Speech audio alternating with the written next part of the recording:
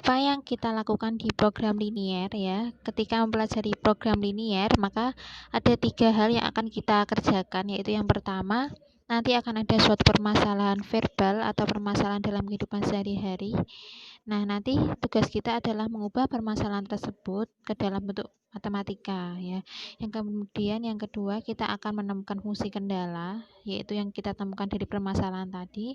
Kemudian nanti ada yang namanya fungsi objektif atau fungsi tujuan, yaitu fungsi yang tidak dioptimalkan. Lalu apa sendiri manfaat program linier? Nah, manfaat dari program linier itu adalah nanti ketika kita di suatu perusahaan biasanya digunakan di bidang produksi ya. Kalau kita menjabat menjadi staf produksi misalkan, itu nanti kita bisa membuat perkiraan ya, berapa banyak yang harus kita produksi agar perusahaan kita mendapatkan untung yang maksimal, atau berapa banyak bahan yang harus kita gunakan. Nah, jadi program linier adalah dasar dalam kegiatan produksi tersebut. Nah, kemudian berikut langsung ke contohnya, yaitu contoh 1. Jadi hari ini kita hanya akan belajar untuk bagaimana memodelkan matematika dari suatu permasalahan yang ada ya. Contoh 1, seorang pemborong hanya mempunyai persediaan 100 kg cat biru dan 240 kaleng cat putih ya. Jadi suatu pemborong itu hanya mempunyai 100 kaleng cat biru dan 240 kaleng cat putih persediaannya. Pemborong tersebut mendapatkan order untuk mengecat ruang tamu dan kamar tidur di suatu perumahan.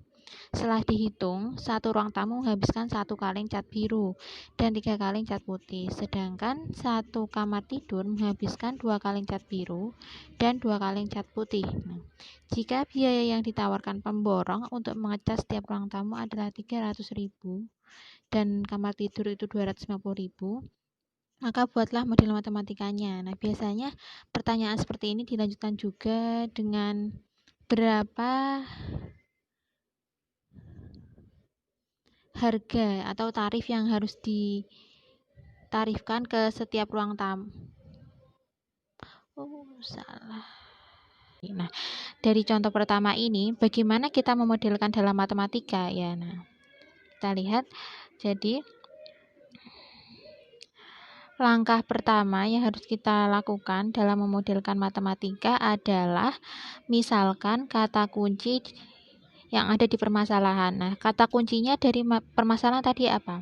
Ya, kalau kita mencari berapa omset yang harus kita dapatkan, maka yang kita cari dari sini tadi apa? Berapa banyak kamar yang harus kita cat dan berapa banyak kamar tidur yang harus kita cat dan berapa banyak ruang tamu harus kita cat. Maka kata kunci yang kita cari tersebut kita misalkan jadi X dan Y. Jadi banyak ruang tamu yang dicat adalah X, kemudian banyak kamar tidur yang dicat kita misalkan sebagai Y. Nah, selanjutnya langkah kedua, kita buat tabel dari kunci permasalahan tersebut ya.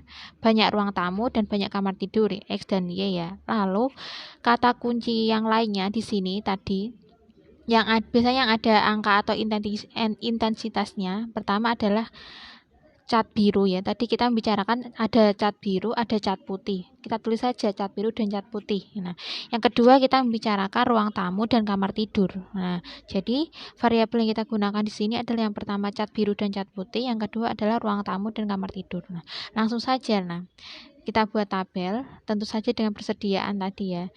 Nah, cara membacanya seperti ini.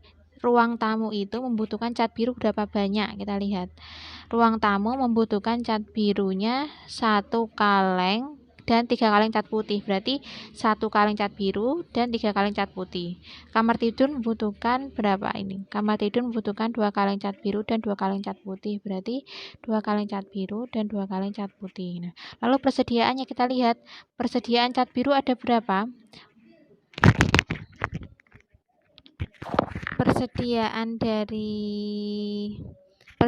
dari cat biru ada 100 dan cat putihnya ada 240, kita tulis di sini. Nah, jadi langkah kedua kita membuat tabel. Nah, caranya seperti tadi. Kata kuncinya kita taruh di tabelnya ini. Nah, langkah ketiga yaitu kita perhatikan di daftar pertanyaannya yang Bu Alfi warnai merah itu ya. Nah, kita perhatikan di Kalau untuk menentukan tanda pertidaksamaan, kita perhatikan di bagian persediaan. Jadi pada kalimat pertama, seorang pemborong hanya mempunyai persediaan 100 kaleng cat biru dan 200 kaleng. Hanya berarti kan tidak boleh lebih dari itu. Dia tidak bisa memberikan lebih dari itu. Berarti batasnya hanyalah 100 dan 240. Karena hanya, maka tandanya adalah kurang dari. Artinya tidak boleh lebih dari ini. Kan berarti nanti kurang dari 100 dan kurang dari 240. Artinya batas maksimal yang bisa dikerjakan oleh pemborong tersebut adalah 100 kaleng dan 240 kaleng. Nah, lalu setelah kita menemukan tadi sudah ada modelnya, tinggal kita ubah seperti ini. Nah, ini berarti kan tinggal cat birunya berarti kan X ditambah 2Y kurang dari 100. Yang bawah 3X ditambah 2Y kurang dari 240. Maka kita menemukan model seperti ini ya. Nah, lalu kenapa ini ada X lebih besar dari sama dengan 0? Nah, karena yang kita hitung adalah jumlah suatu barang, maka tidak mungkin barang tersebut itu kurang dari 0 atau bertanda negatif. Maka X yang lebih dari sama dengan 0, Y nya lebih dari sama dengan 0. Nah, sudah jadi, ini namanya fungsi kendala sudah kita temukan. Selanjutnya adalah fungsi tujuan. Langkah ketiga adalah fungsi tujuan. Nah, untuk mencari fungsi tujuan, kalian lihat di pertanyaannya. Tadi kan, jika biaya yang ditawarkan adalah 300 dan setiap kamar tidurnya 250, maka ini baru ditambah pertanyaan ya. Biasanya ada pertanyaan seperti ini. Berapa banyak ruang tamu dan kamar yang dicat akan menghasilkan penghasilan maksimal? Tinggal kita tulis saja. Tadi ruang tamu apa? X ya, banyak ruang tamu. Kamar tidur Y. Berarti kita tulis fungsi tujuannya adalah fx, y sama dengan 300x ditambah 250y. Sudah selesai ya. Jadi kita peroleh fungsi kendalanya adalah ini dan fungsi tujuannya adalah ini ya. Nah, kemudian ada contoh soal yang kedua. Silakan dibaca sendiri. Di sini untuk merawat pasien, ya, jadi suatu rumah sakit itu paling sedikit mempunyai 150.000 kalori dan 130.000 protein. Jadi cadangannya adalah 150.000 kalori dan 130 protein.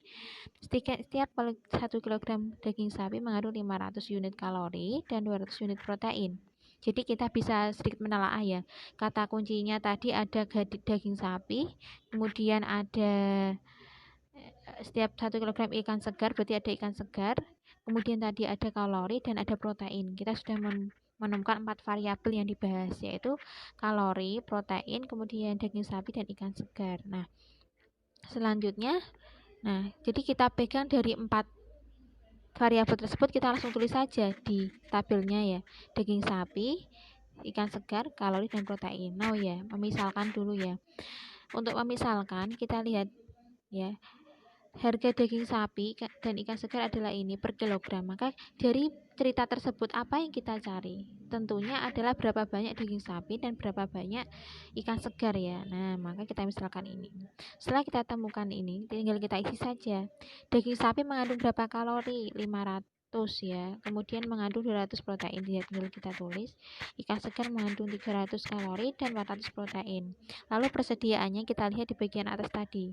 Bahwa persediaan kalori adalah 150 dan persediaan protein adalah 130.000. Nah, dari tabel ini kita bisa menghasilkan. Nah, selanjutnya adalah kita mencari tanda. Untuk melihat tanda pertidaksamaan apa yang kita gunakan, kita lihat di bagian persediaan. Suatu rumah sakit membutuhkan paling sedikit. Nah, kalau ada kata-kata paling sedikit, berarti kan boleh lebih banyak dari itu. Nah, boleh lebih banyak dari itu, maka tandanya lebih dari sama atau sama dengan. Ya.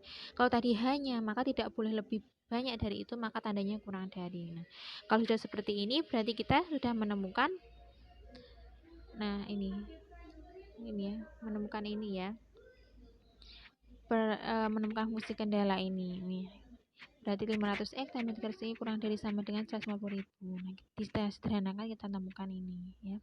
Dan selanjutnya adalah fungsi tujuan. Kalau fungsi tujuan kita perhatikan di pertanyaannya, ada daging sapi dan ada ikan segar.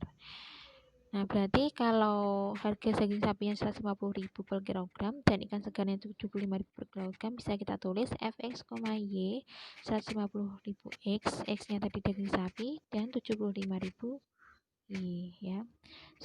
Jadi dari soal kedua kita peroleh fungsi kendala ini dan fungsi tujuannya adalah ini, ya. Kemudian, jadi tugas kalian adalah carilah 5 soal program linier. Jadi bebas kalian cari di Google saja, ya. Atau bertukar dengan teman, tapi jangan sampai kelima-lima soal tersebut sama antara teman satu dan lainnya. Jadi boleh bertukar 1 atau 2 soal boleh, asalkan jangan sampai sama kelima-limanya ya. Silakan kirim di Google Classroom. Nah, jadi soal tersebut nanti kalian modelkan seperti yang sudah Mbak Alfi jelaskan tadi. Oke, silakan dikirim hari Jumat. Selamat belajar. Wassalamualaikum warahmatullahi wabarakatuh.